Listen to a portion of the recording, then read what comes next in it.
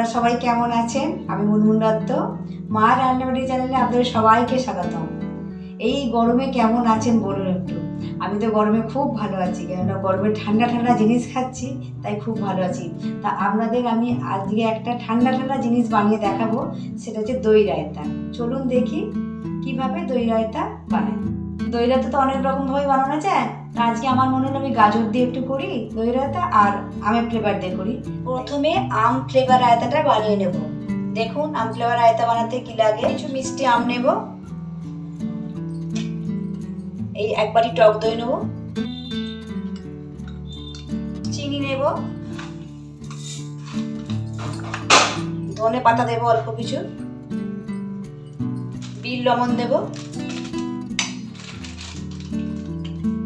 অল্প সামান্য জল দেব।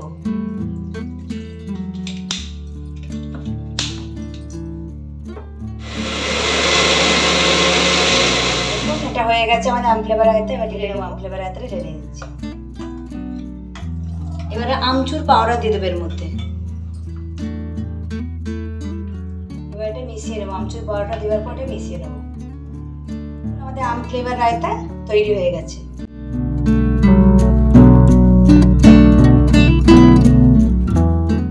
এবার আমরা গাজর ফ্লেভার রায়তাটা বানিয়ে নেব। গাজর ফ্লেভার রায়তা বানাতে অল্প কিছু গাজর নিয়েছি, অল্প গাজর নেব, বেশি না। শসা অল্প দেবো, টক দই দেবো এক বাটি, চিনি দেবো, বিট লবণ দেবো অল্প, ধনে পাতা দেবো অল্প। এবার মিক্সিতে কেটে নেব।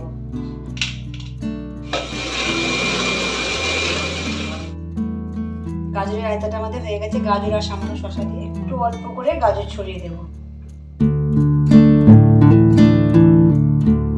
একটা হচ্ছে আম ফ্লেভার রায়তা, একটা গাজরের রায়তা। আম ফ্লেভার রায়তাটা সবুজ হয়েছে কারণ এর সঙ্গে আমি একটু ধনে পাতা দিয়েছিলাম, কিন্তু স্বাদটা আমেরই আছে। আর এটা হচ্ছে অল্প গাজর দিয়েছিলাম, দই দিয়েছিলাম বেশি, তার জন্য একটু কালারটা হালকা হয়েছে, কিন্তু খেতে খুব সুস্বাদু হবে।